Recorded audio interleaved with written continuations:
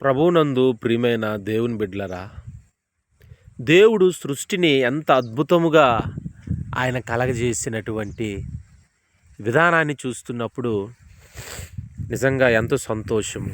సూర్యచంద్ర నక్షత్రాలు ఎన్నో ఉన్నాయి. అటువంటి ఈ భూమిపైన, ఈ లోకములో, ఈ యూనివర్సల్లో చూడండి, పరిమి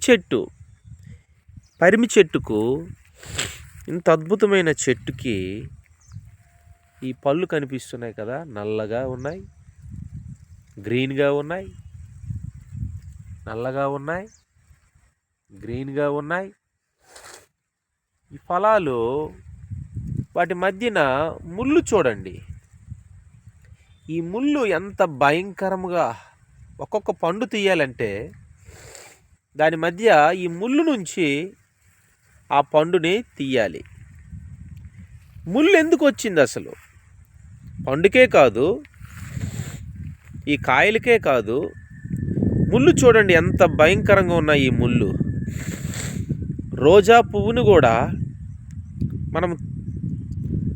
మనం తీసుకోవాలన్నా ఆ ముళ్ళు అనేవి వచ్చాయి. నిజానికి దేవుడు సృష్టిని ఎంతో అద్భుతంగా చేసినప్పుడు ముళ్ళు లేవండి, ముళ్ళు లేవు.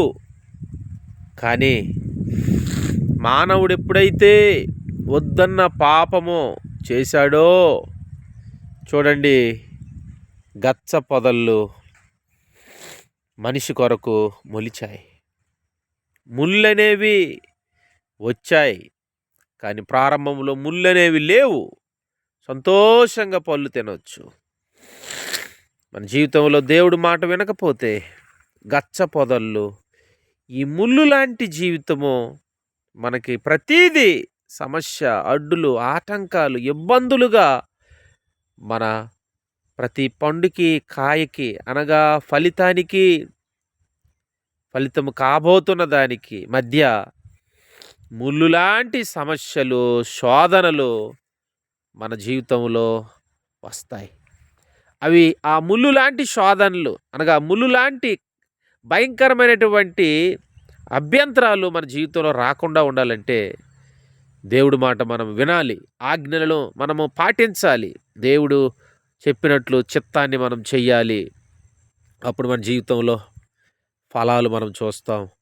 ముళ్ళు లాంటివి మన జీవితంలో ఉండవు.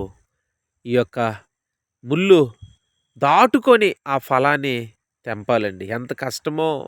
కాబట్టి దేవుడి దగ్గరికి నువ్వు వెళ్ళాలన్నప్పుడు దేవుడికి నీవు ఫలము ఆయన తీసుకునేటట్లు ఉండాలి తప్ప నీ యొక్క తలంపులు, ఆలోచనలు, కామ, క్రోధ, మోహ, లోభ, మద, మత్సరాలనే ముళ్ళులు